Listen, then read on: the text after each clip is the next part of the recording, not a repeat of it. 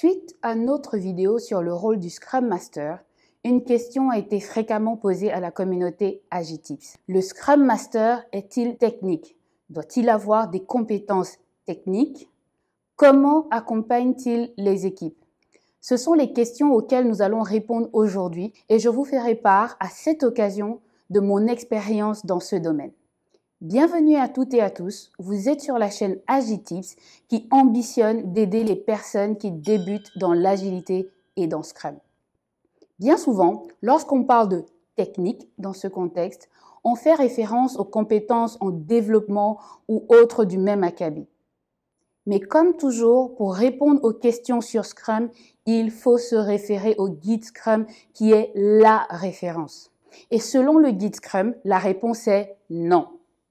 Le guide Scrum ne fait aucune mention de l'exigence de connaissances techniques comme condition au bon exercice du rôle du Scrum Master.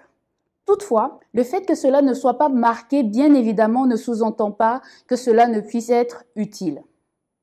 Tout d'abord, Scrum ne se résume plus au développement logiciel.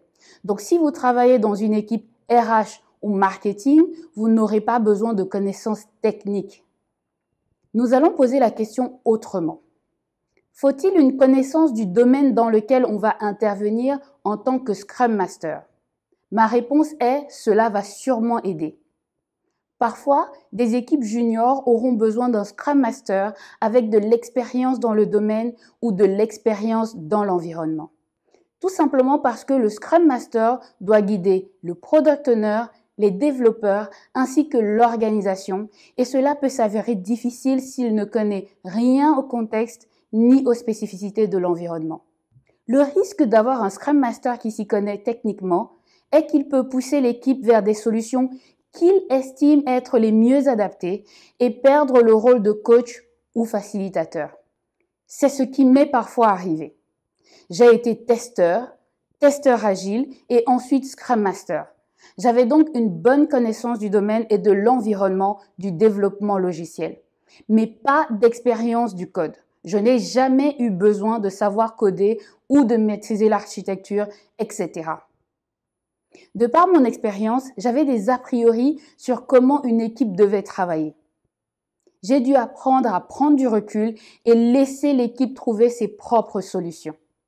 Il peut arriver que ce que le Scrum Master apporte soit son expérience en coaching d'équipe, résolution de conflits, gestion du changement, coaching du leadership, etc. Ce sont des compétences qui sont plus du domaine des soft skills. Cette image issue du livre Coaching Agile Teams de Lisa Atkins précise quel type de compétences ou de spécialisation peuvent s'avérer utiles pour coacher une équipe agile.